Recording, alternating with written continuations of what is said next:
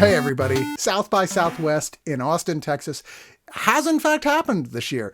It is going on. It's just not in person, which obviously is not the same thing. As you can see from my tag there, I'm Chris, waiting for the cheese cocks because I've really loved the past couple years at South by Southwest, the Wisconsin cheese company, basically, with the state of Wisconsin, which has their like a great marketing company for cheese. That was the best part of South by Southwest for like 3 years in a row, which was like all the cheese and fucking cheese related paraphernalia you could eat. Totally missing that more than anything else. Although they're doing a special event. We got signed on this year with Nick Offerman, where they sent us bags of fucking cheese and like weird shit to go with it. And then you have a Zoom call with Nick Offerman. I'm like, that's tomorrow. I'm looking forward to it. So still, South by's offering some wacky, cool shit. But we're not here to talk about that stuff. We're here to talk about the movies that we saw. And there are a lot of good movies playing this year. There's a lot of stuff that I'm excited to talk about. And joining me here is a regular Screener Squad contributor, a good friend, someone I've known for festivals from a year, Bob Garza. How you doing? Hello, everybody. Did South by a hard last 10 years before they went virtual the last two, and I definitely don't miss the traffic. No, you don't miss the traffic. That's for sure. There's a lot of advantages to doing this from home. You know, I mean, one of which my cats don't miss me. That's nice. My cats are super thrilled. They're like, oh, you didn't go anywhere this time. Two, like the movies, you don't have to be there exactly on time. You can just, there's like I can start a movie 10 minutes after it stopped. It's all online. That's awesome. Even in fact, some movies you watch the next 3 days and catch. There's some weird bugs that still need to get worked out, but so far they're kind of nailing it, I think, digitally with the idea of this online festival. I think for sure this is probably 10 or 11 in the last year as a big movie person, catching lots of horror and AFI and Sundance and some other stuff. And visual-wise, sound-wise, first time out of the gate, this for sure is a runaway success on a lot of those fronts.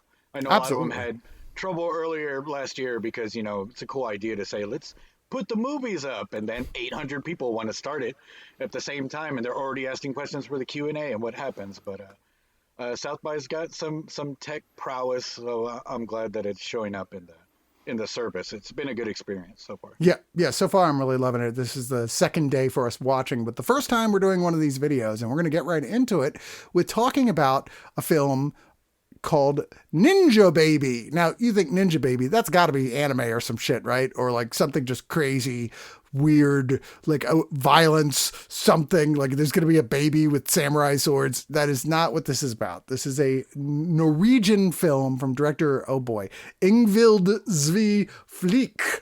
I think I might have actually gotten that right. Er du gravid, eller? Herregud, kan du slutte, eller? Jeg er ikke gravid. Tiss på den jævla pinnen.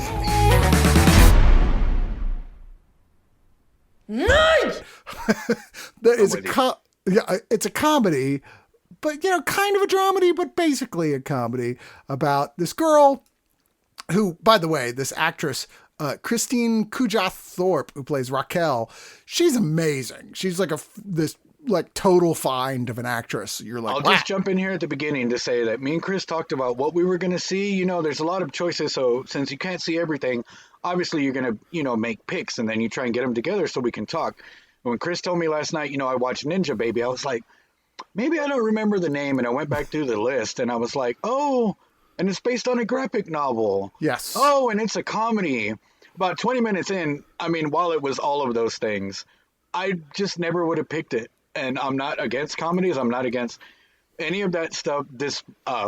I loved it. Go ahead, Chris. Yeah, I saw this on so many people's picks to watch out for list. I was like, fine, I'm going to watch it. But while certainly not the first film about a cartoonist who communicates with their sort of in real life cartoons around them for comedy. It's certainly not the first film about somebody who has an unexpected pregnancy, which the character Raquel, in fact, does find out that she's one of those people who just doesn't show. She's 7 months pregnant and it's like, oh, well, my tits got bigger. Surprise. It does happen. And she's one of those people like, oh, fuck. And she describes herself as a selfish, shitty person. I mean, she's not that shitty, but she's like a typical 20-something. She's like, okay, I'm doing this for me. I don't want a fucking baby. This is ridiculous. And when she goes in to get an abortion, they're like, no, you're 7 months pregnant, like, oh shit.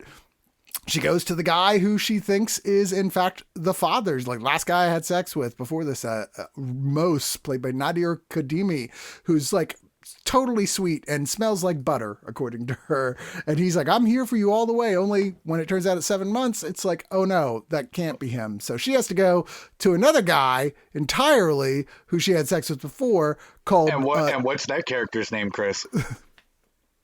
Dick Jesus. That's you damn right. His name is Dick Jesus. You talk about a cool breath of sunshine in this movie. Something as simple as a universal joke.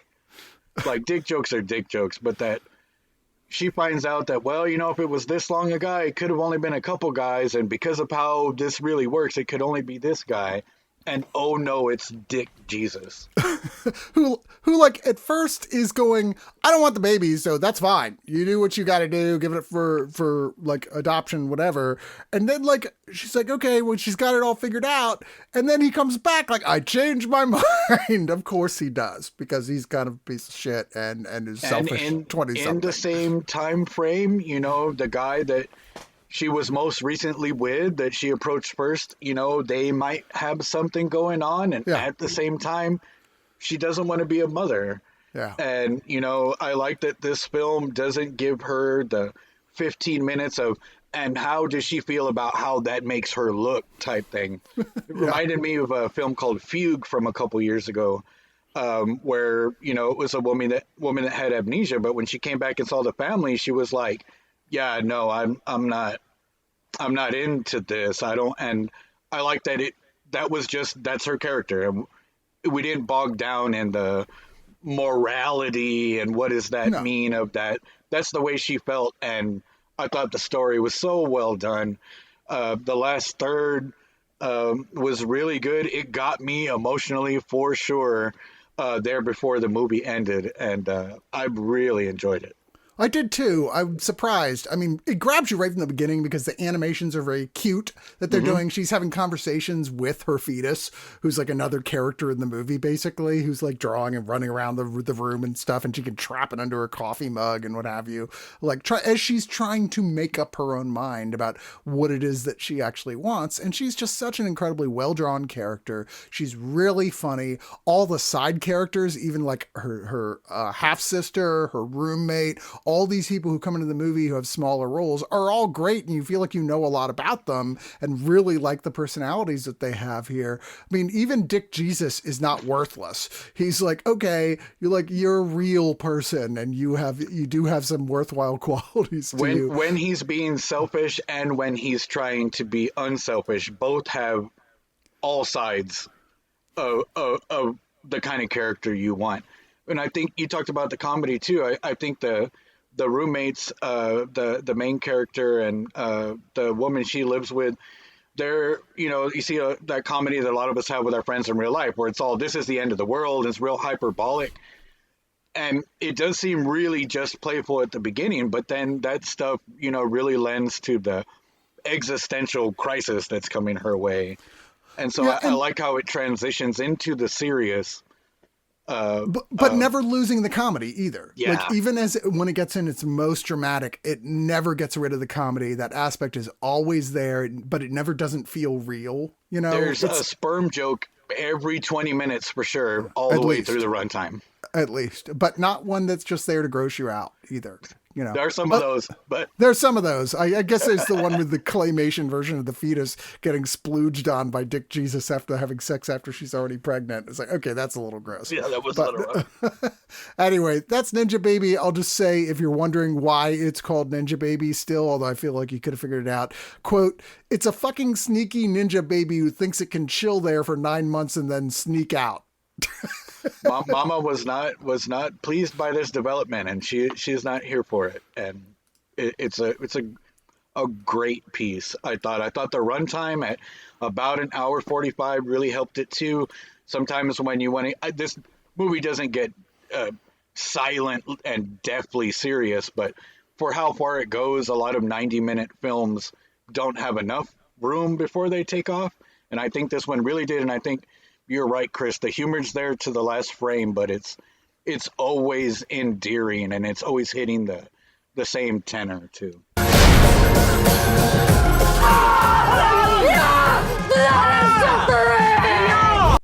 Well, to move on, we're going to talk about one of the midnight films. To say midnight, the Midnighters are playing at 8 p.m. this year. You know, I don't know why. Why do they keep it going? I'm not sure. But director Jakob Bauer brings one of the most anticipated of the horror titles this year, Gaia, and it is your turn to talk about what the plot is. I saw something out there. Someone.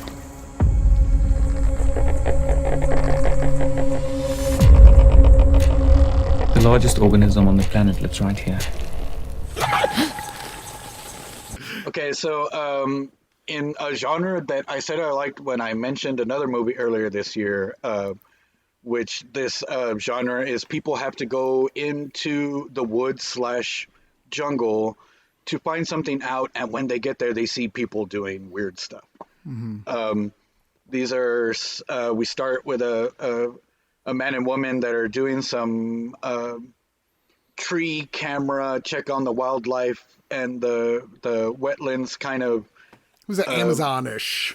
Yeah, they're doing the land preservation work and going out there and checking on the cameras and stuff. And the drone gets taken down by somebody in the woods, and they see it on their little playback device. So, of course, we're going to split up, and we're going to see if we can find it. And that they don't find the drone. Well, they do find the drone, but they also get pretty acquainted with the man and son that are living in the woods that are here for Gaia, which we describe as older than when apes first dreamed about God. So we're talking about the oldest organism living on the planet and lying in wait and spores in the air. And when you take all that and say, what kind of movie are we going to make?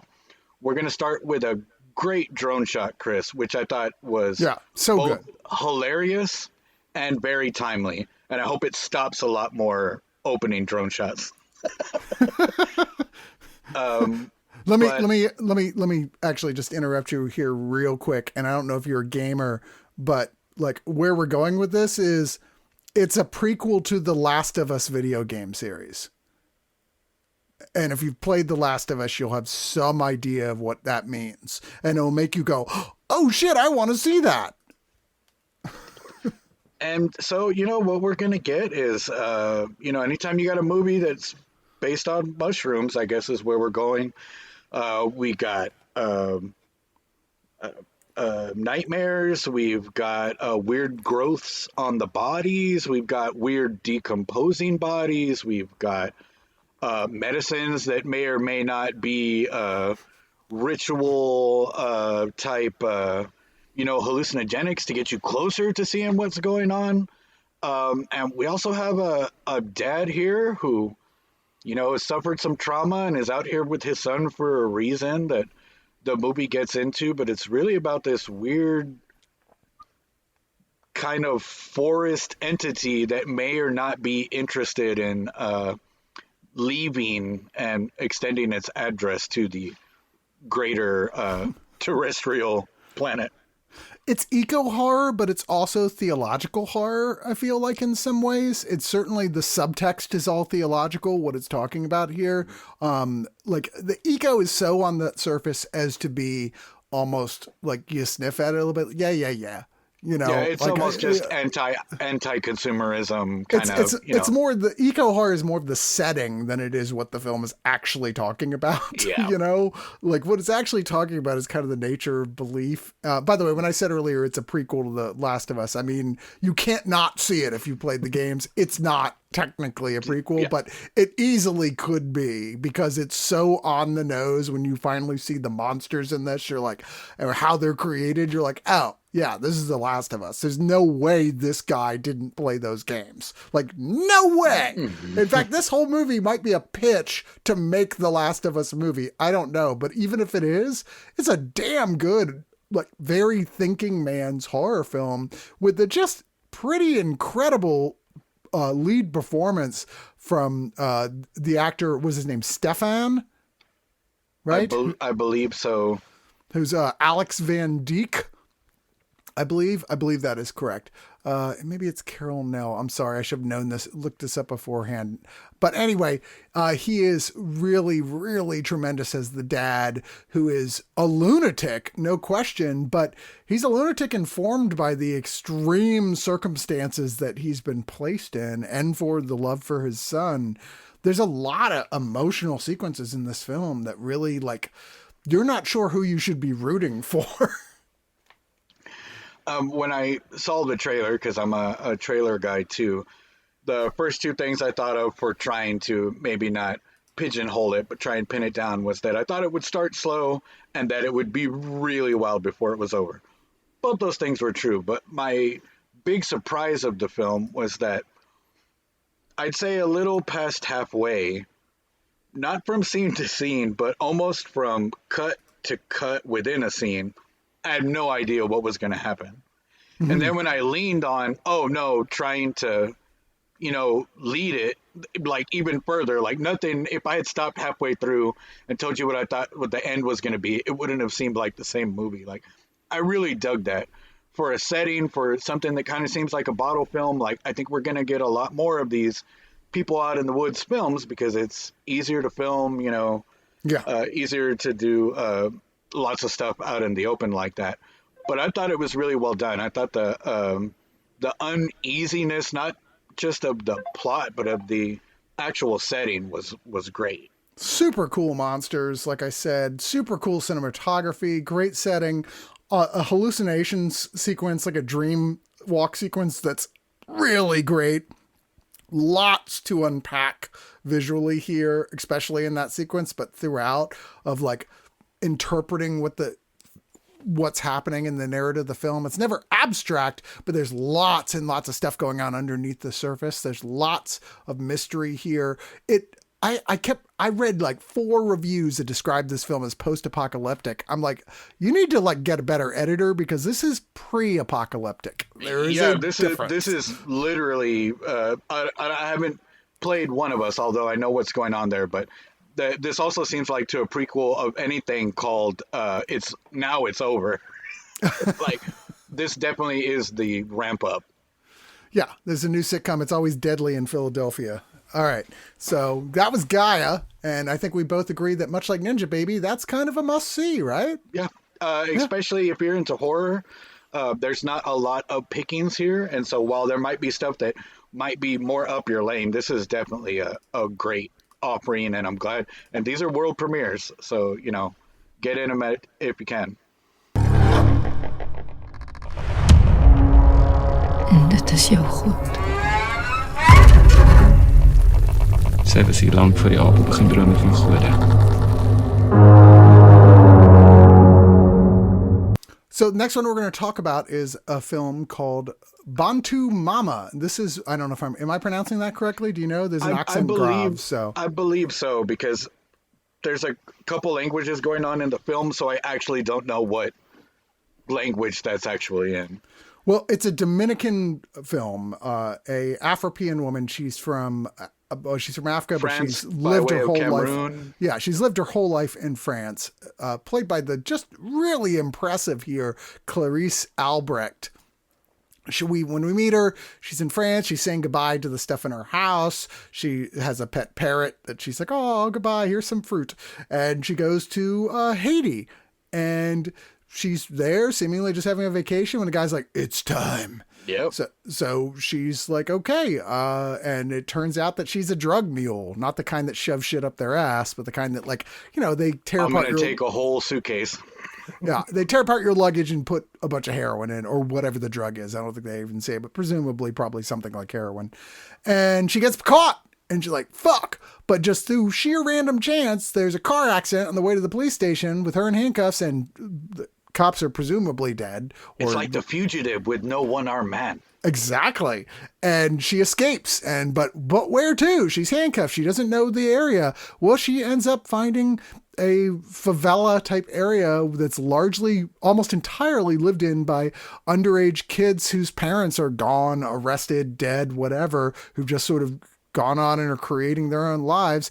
And she kind of ends up becoming adopted by this family of 3 kids that live together.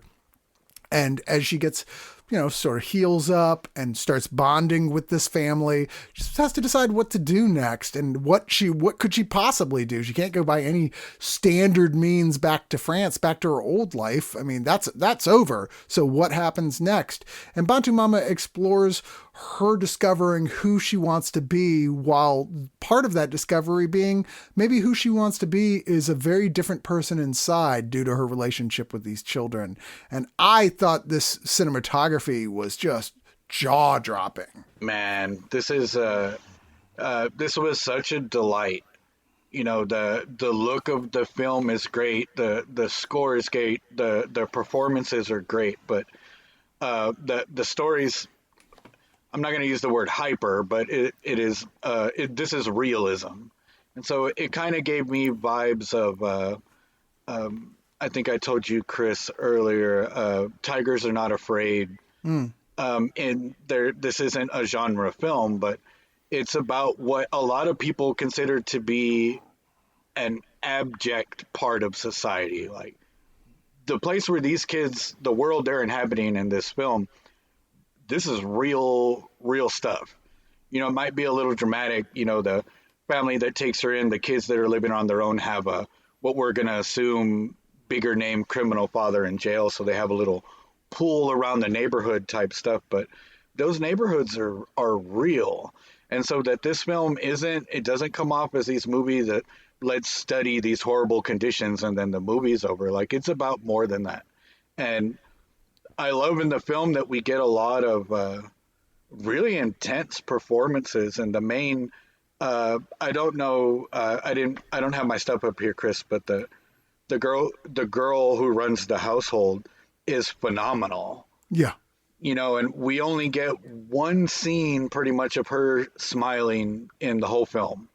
And it's when the main character is showing her in the mirror how traditional rap works and about how, presenting yourself. And in that moment, there's a little bit of innocence in her. Not that she's a little girl or it's a childish thing, but it's almost like, this is new to me and, oh, there's so much I don't know type stuff.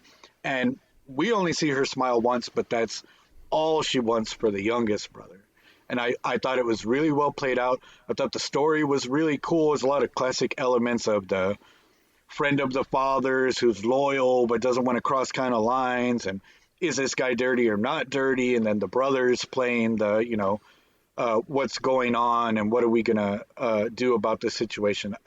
I love just about everything about this film. I'm so glad we got to see it. I started watching this. This is one that I asked Bob. I was like, okay, well, what have you watched that you really liked that I haven't seen yet so I can watch it after the fact and we can talk about it? And you're like, oh, this one. I'm like, oh no, that does not sound like my kind of movie at all. Okay, I'll watch it. You're like, it's only 77 minutes. I'm like, it's starting to sound more like my kind of movie. And it is short. And despite it being a slow burn of a type of film, it's definitely an atmospheric film. It's a very character-based film. It's a very, very cinematography-based film. Like I said, this thing is shot so gorgeously. It really wraps you up in its world. It grabs you. I love all the Afro-Caribbean music that's in this. There's a lot of exploration of that to set that atmosphere, and it really helps you feel completely immersed in it. And there's a lot of emotion towards the end here that you feel. I really liked Bantú Mama quite a bit, and I definitely think it's that type of film that maybe I'd recommend to people who liked something like City of God. Mm-hmm. If that's your one access point to this type of filmmaking from this third world, then this might be something you'd like as well. It's certainly not as gangster oriented as that. Like that's here, but it's not the focus of it. And I like too that I don't know how the film was scripted or roto-scripted or what, but the dialogue plays very, very natural. And I think that helps sell the end, which is, you look at it on paper, that last scene is the last scene, blah, blah, blah, very short at the end or sparse with dialogue. But it did it, man. Like, I think this reminds me of a con film, of a festival film that you don't get to see till about 2 years after it's been begging for U.S. distribution. I'm glad that this was at South by, and if you have access to South by Southwest, this is an unrestricted film, so there's no RSVP, and it's there to the end of the festival. To be fair, he meant con like conference, not con like, she's like, we're going to put together a team. Con like France, like the Cannes Film Festival. Yeah. Okay, fair enough. All right. So next we're going to talk about, and last we're going to talk about for this particular episode, the new horror film Jacob's Wife, directed by horror stalwart Travis Stevens and starring horror legends Barbara Crampton and Larry Fessenden, as well as, and I was like, holy shit, is that Robert Russler? Who I was like, wait a minute, that can't be who I think it is, right? You know, Anne, I am surprised that you wound up marrying Jacob. Whatever happened to the adventurous Anne?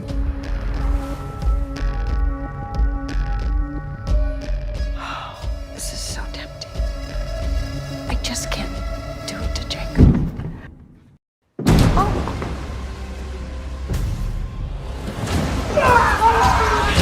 That's the dude who was like the boyfriend guy from the first Nightmare on Elm Street movie. Like, I was like, holy shit, that's that guy. I don't think I've seen him in anything. Well, he was in Babylon 5, to be fair, but I haven't seen anything since then, at least. He played Ron Grady in that. I was like, I'm sorry, in Nightmare on Elm Street 2, mind you, not the first one. But I was like, holy crap, I can't believe that's that same guy. Anyway, to talk about the plot, here's film critic Robert Garza. Okay, this is the one that Chris said he was going to watch, and I'm like, all right, well, I'll watch that one too. So, it's what could be small town Texas, let's say, railroad tracks and grain silos and small town church, and Larry Fessenden is just trying to get the word out, and his wife, Barbara Crampton, is, settled, I guess would be the term. And and then nothing else happens. They go to the Caribbean and they explore. No, sorry, I get my movies mixed up. Vampires. It's fucking vampires. So there's some stuff getting renovated in town. We find out real early, and we go to see what's going on with Barbara Crampton. And there's a noise in a box, and then there's a bunch of blood, and Barbara Crampton's hungry and has holes in her neck that breathe. They go like that. The holes in her neck. And so it's time for blood. You're kind of turning me on, Bob. Stop doing that. And so then it's time for blood. And, there's cops in town that I will say are hyper effective by these type of story standards. Vigilant, the cops are involved.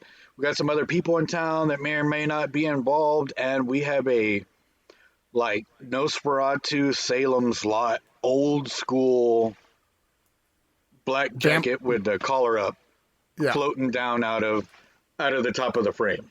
Vampiress, we should say. Vampiress. Yeah. Bob, I love Barbara Crampton. I love her movies. Larry Fessenden, I kind of prefer behind the camera than in front of it, but he's still, come on, you can't shit on Fessenden, right? I love vampire movies. And for the first half of this about hour and 40-minute film, it's down the line like vampire film. There's no surprises. It's not funny. It's just building. Crampton looks amazing. Thankfully, the vampire thing starts relatively early, where she starts going from timid, mousy housewife of a preacher to I'm changing, like in Fright Night, where she's wearing sexy dresses and looks amazing, and they're putting white pancake makeup on her face. I'm like, hell yeah, you look great. I think my favorite part of the beginning of the transition, just to jump in, is he's looking for dinner and she pops in a red dress and is like, no, we're going out. And it cuts straight to them, and you see him cutting the steak, and then they just show her and she's not eating. Yeah, I was like, if your whole thing was we're going out, why did you say let's go to a restaurant when you're not going to eat? Yeah, I'm just, okay, but she doesn't know what's going on yet herself, right? She doesn't, and that's where this film, if it has anything interesting going on, that's where it is interesting, is that she is actually not instantly becoming a vampire, although other people in this town seem to be. Yeah, she's got Bambi legs, Bambi vampire legs. She doesn't know what's going on. She's going to go do regular people stuff that she doesn't know that vampires can't do yet. And there's a really weak explanation for the subtext that is text for this whole movie towards the end of why she hasn't totally changed. I'm like, really? But it ends up surprising me briefly, where I was like, oh, is this going to be a movie about a couple whose marriage has just gotten stale because they both fell into prescribed roles of the masculine and feminine, and they both went out? And they both want out, or at least she definitely does, and he's at least willing to discuss it.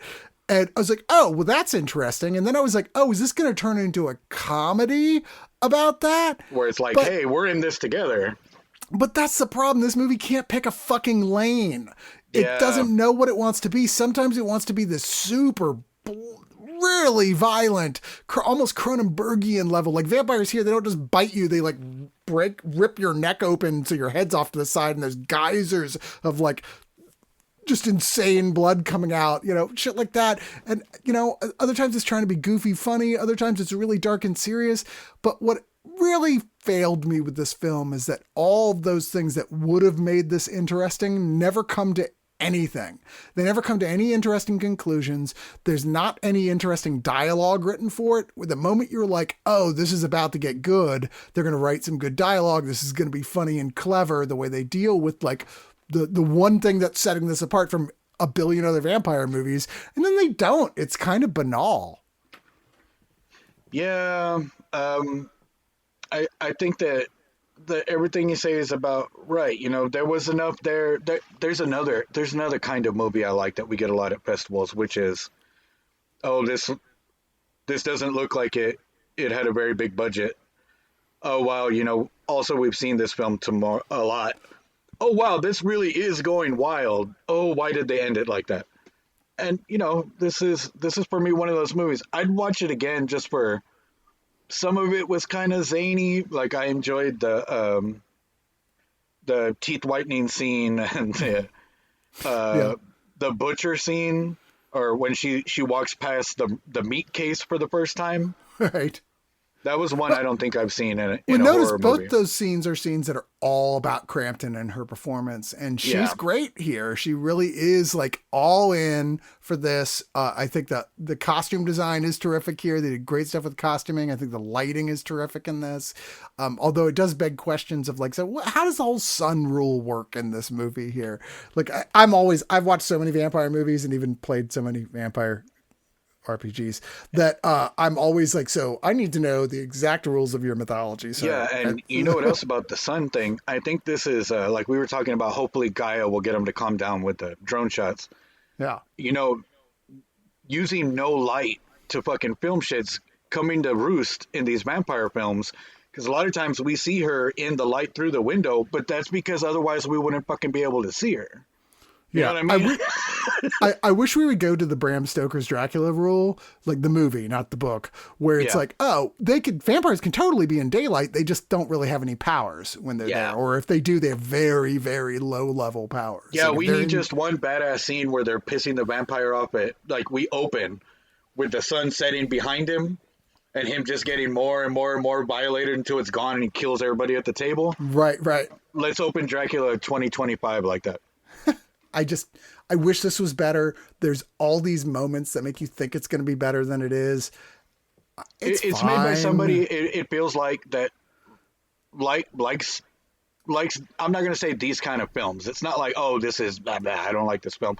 It's fine, but it's certainly trying to do certain things and absolutely not worried about other stuff. Well, it's director Travis Stevens, who previously had done a film that a lot of people talked about, Girl on the Third Floor, that I've seen twice now because it is worth watching more than once. But it's also a film that suffers from a lot of, well, why didn't you? That you're like, this the one could have thing been about better. playing kind of heavy in the trope sandbox is that you're setting expectations. If every time that door opens, I bring up the subwoofer and the bass, and then the last time it opens and there's no sound and nothing happens, and then we never go back to that, it's kind of a Chekhov's gun type of thing. Yeah. So when you start, oh, this is why, and this is why, there certainly was still a lot of, but what?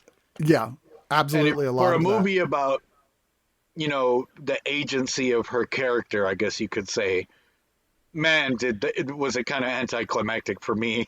Dude, at the end, there's like in the backyard.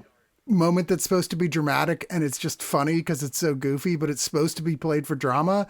And I was like, oh, that was ridiculous. But I laughed at it, but it's because it's this interruption of like what the movie's what the subtext of the movie's text is, where it's like, oh, they just fucking like literally tell you in one big speech what the movie's actually about if you haven't figured it out already. Yeah. And then we're going to do it. I was just like, okay, like this is just okay. It's fine, I guess. They'll always be like this, Chris. I know. This should have been so much better than it is. There's so many good ideas here that are just don't ever come to a great execution. It did. Another vibe I got from it a little bit. I know you also dug last year, Anything for Jackson. Uh-huh. I don't know the way to phrase this yet, but older people in horror situations is just fucking cool to watch, man. Oh, yeah. You know, and I really dig it. So much in horror, we get the person with the old people makeup or the person that's actually they cast into the late 80s, and then that person is just a visual thing. Right. But man, people in their 50s and 60s, a lot of younger people in these situations, it's not that you see, oh, they've got their whole life ahead of them. But I think the gravitas of some of this stuff, even when it's being played kind of zany like it is here, is just really interesting. There's just so much more depth there when you have characters who have lived a lot of their lives already and have well-developed personalities, and they can't fall back on the really lazy as shit horror movie writer trope of, oh, they're just all assholes because they're selfish young people, which I hate so much. I'm like, stop doing that in movies unless it serves a specific purpose that's meta, or that like there's really a really great reason for it that nobody has already done a billion times before. Then don't do it. Nobody wants to watch your fucking movie about annoying kids being killed.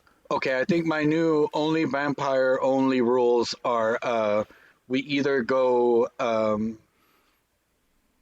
interview with a vampire and let the right one in, small child girl vampires, or AARP. Like, we get rid of that other stuff for a while. They can have zombies for a couple more just so years. much more interesting. Watch a couple has been in it for a long time together, and then them working out all their problems. That's a fascinating idea for a vampire movie to play out there. I'm like, cool. I wish you had found more to do with it. And if you haven't seen Only Lovers Left Alive, one of the greatest vampire movies ever you go made. see what is by far and away always going to be the best Jim Jarmusch movie.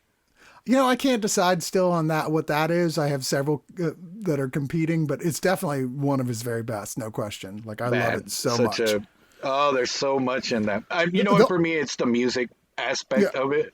The only question you have is the records and the obscure, all that shit. The only question you have at the end of that movie is why it took so long for Tilda Swinton to play a vampire. Right, man. Oh my God.